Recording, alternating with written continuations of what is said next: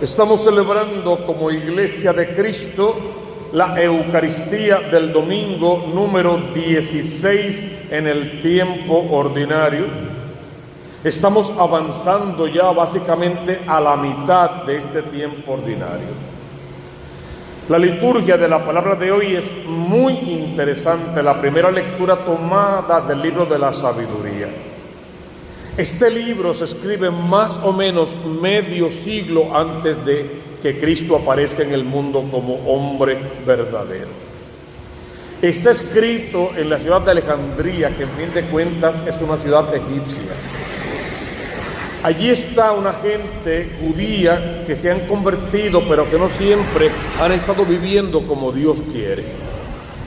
Y están a la falda de una de las ciudades más grandes e importantes en todo Egipto, y con facilidad podrían contagiarse de esos tantos dioses falsos del imperio egipcio. Entonces el autor lo que quiere, haciendo referencia a todos los libros del Antiguo Testamento, es que este pueblo judío se mantenga fiel.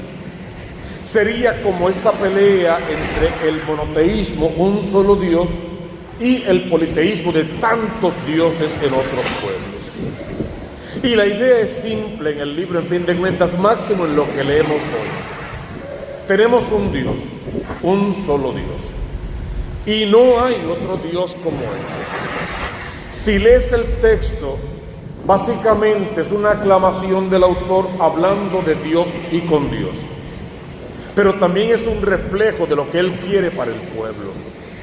Que reconozcan que hay un solo Dios y que la característica principal de ese Dios es la misericordia.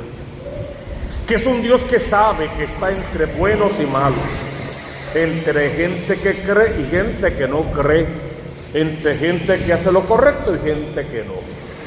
Pero Dios va a dar la misma oportunidad exactamente a todos. Y el juicio final entonces no va a depender de lo que Dios hace o deja de hacer, sino de lo que cada uno hace con la idea que tenga de Dios, con la relación personal que se ha hecho con ese Dios y con todas sus acciones, pensamientos, palabras, sentimientos y con todo lo demás.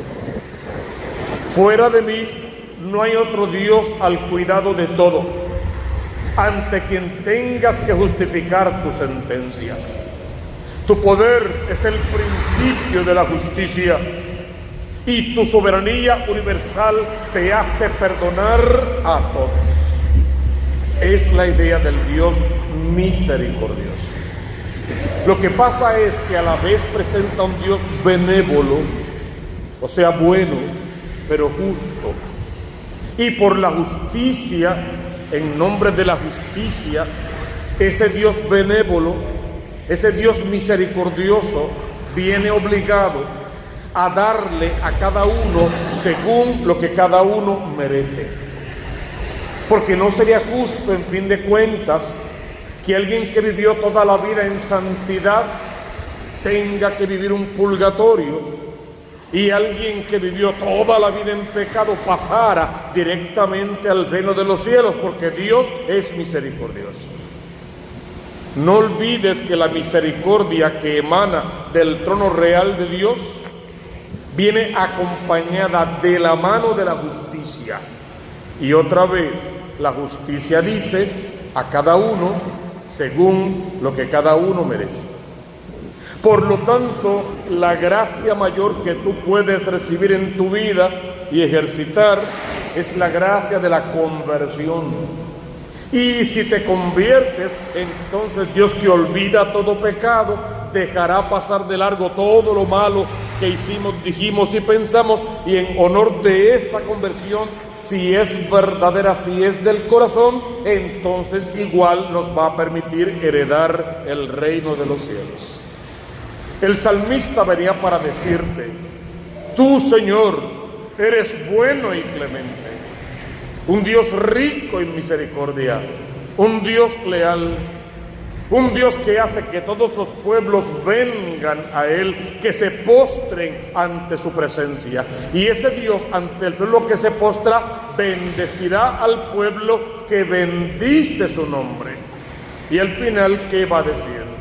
Grande eres tú y haces maravillas. En la segunda lectura que hemos visto es San Pablo a los Romanos, es el capítulo 8, es el que hemos estado leyendo y seguiremos leyendo en los domingos siguientes.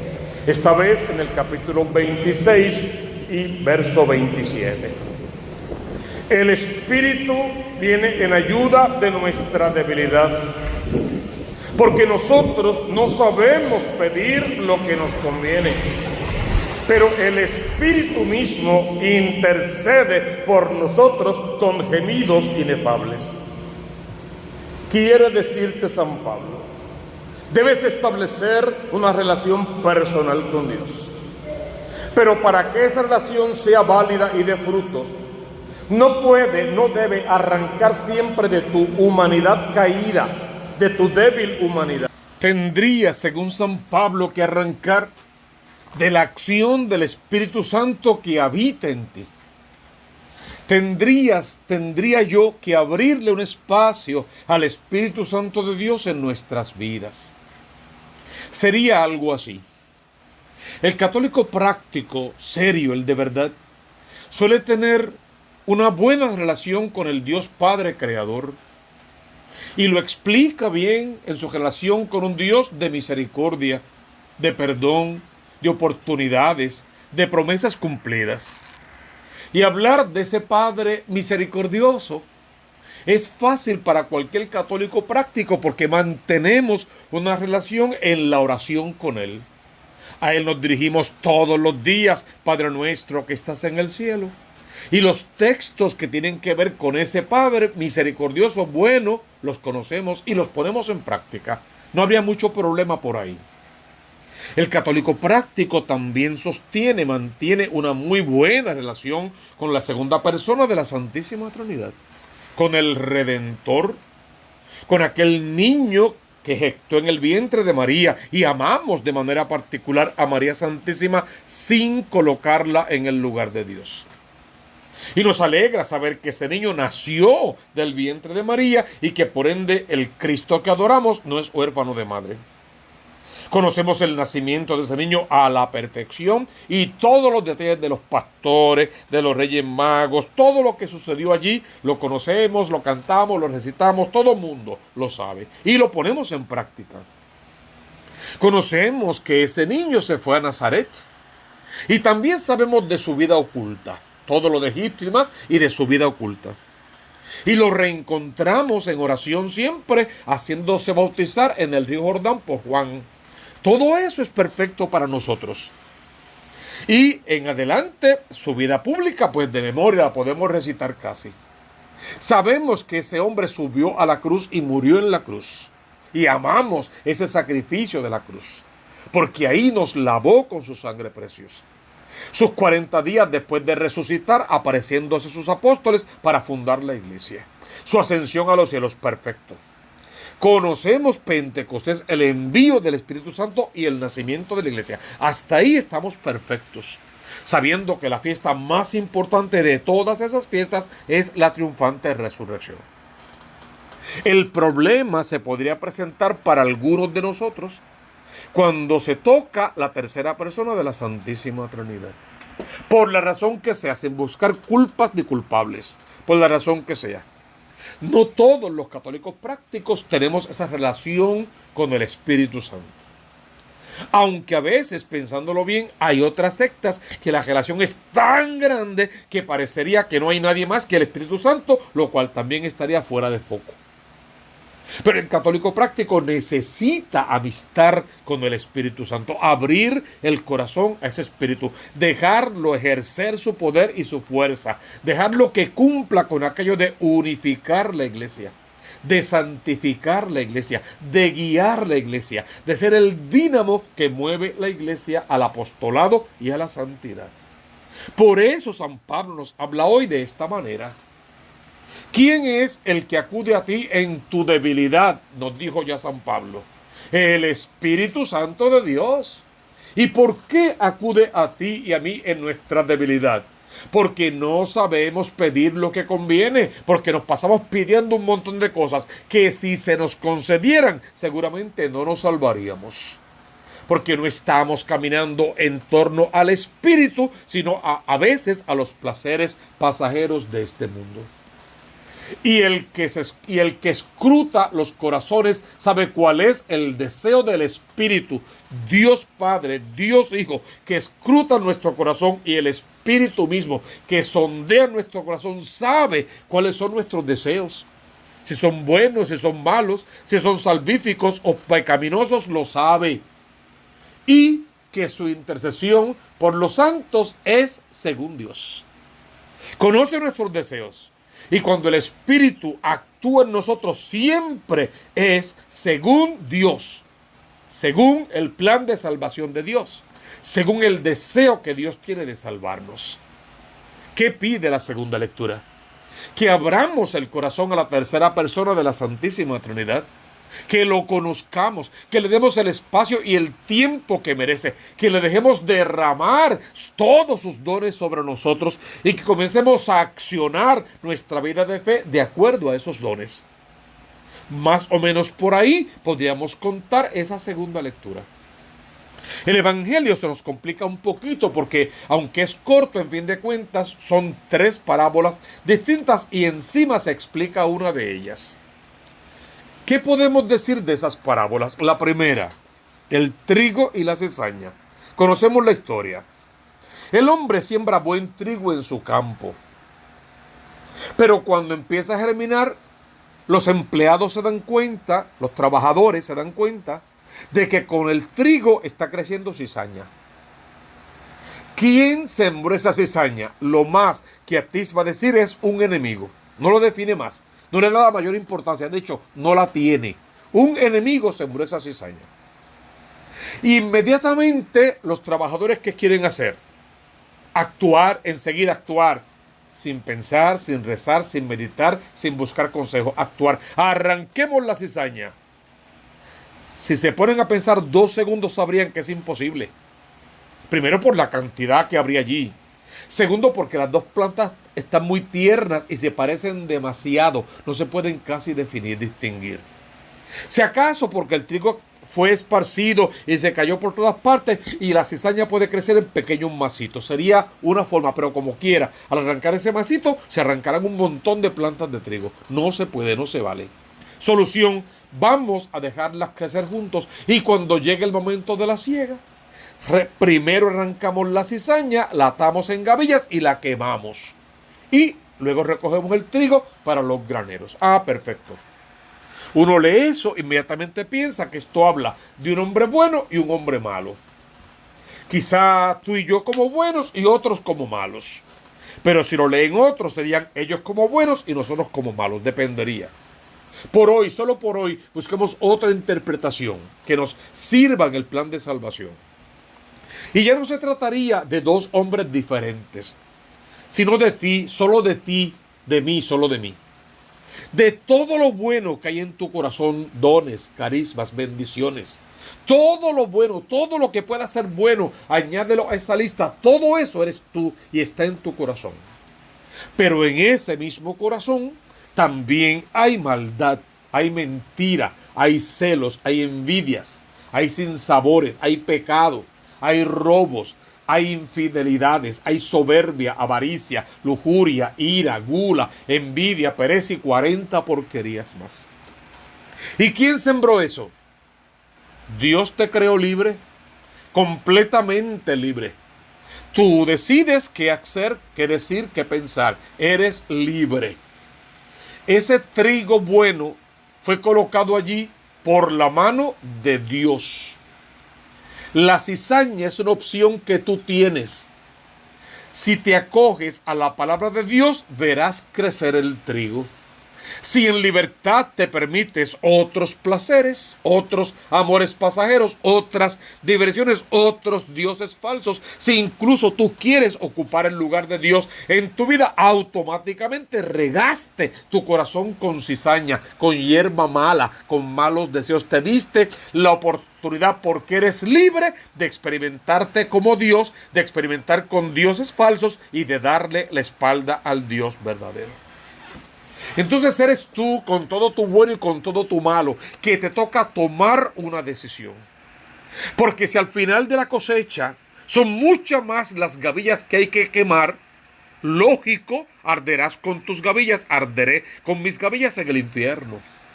Si al final de la cosecha, en el juicio final, quiere decir, son muchas las gavillas de trigo bueno, iremos a los graneros o al reino de los cielos.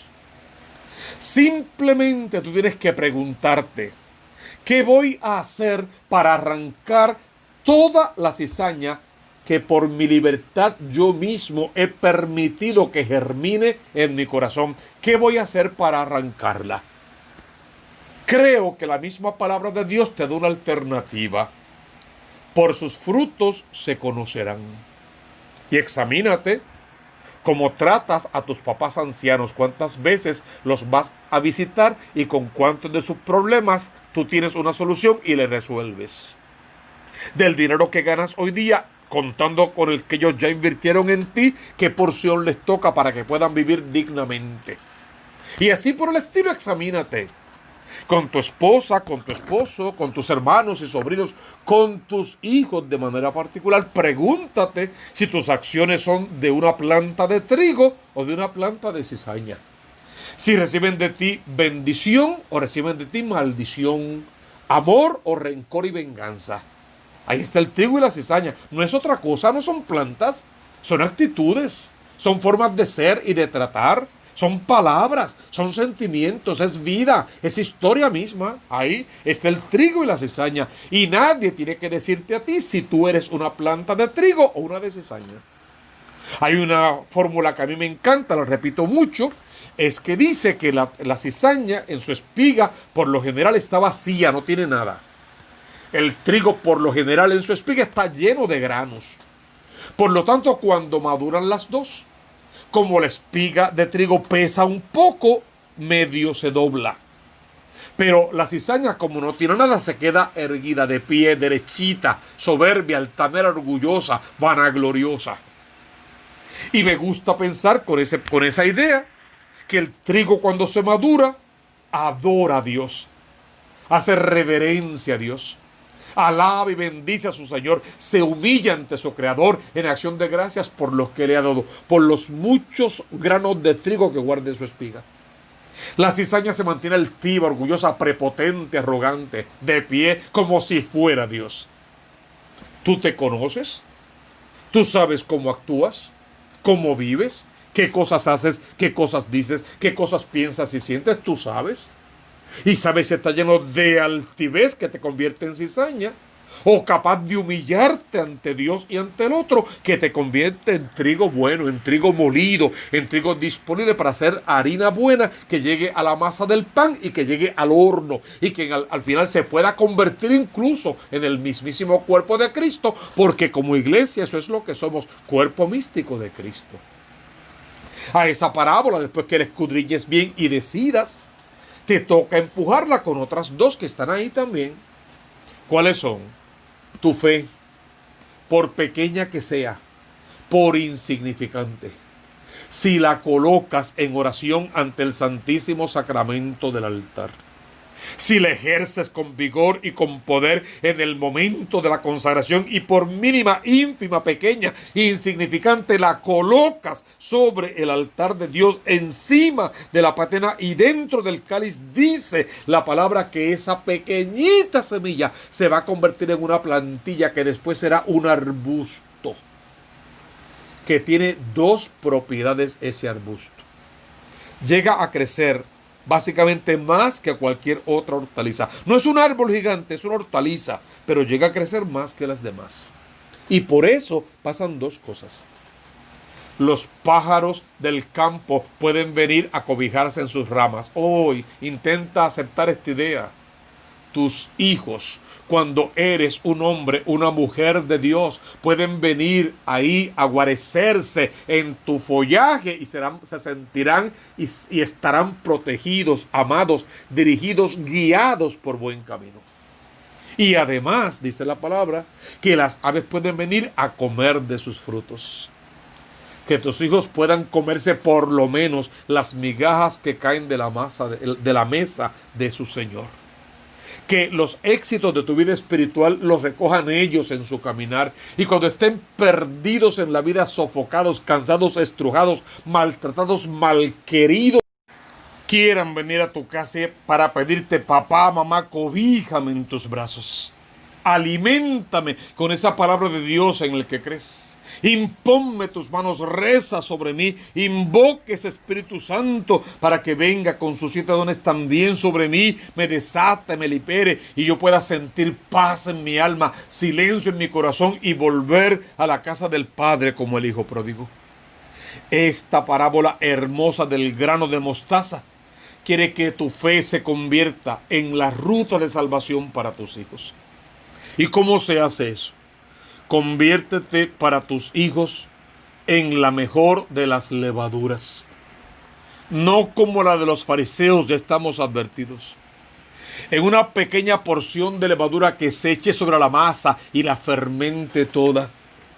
Levadura que es el reflejo del amor de Dios, de la misericordia infinita de Dios, con una capacidad impresionante para perdonar a tus hijos, no importa lo que te hayan hecho o dicho, para recibirlos en casa y darle una oportunidad, no importa cuán mal se han portado, y para hacerles ver que la razón por la que puedes amarlos, recibirlos y perdonarlos es por la acción del Espíritu Santo que habita en ti, porque estás convencido del amor de Dios sobre todas las cosas, de la sangre derramada por Cristo para la redención de todos los hombres y de la acción de ese Espíritu capaz de vivificarnos en santidad. Estas 3 parábolas, en fin de cuentas, son una sola idea. Dentro de ti habita un hombre bueno y un hombre malo. Si alimentas al hombre bueno, su fe crecerá y será robusta, fuerte, podrá incluso cobijar a otros. Y te convertirás en la mejor de las levaduras para poder transformar toda tu vida en un cántico de alabanza. Al final, ¿qué podemos decir? Que así nos ayude Dios.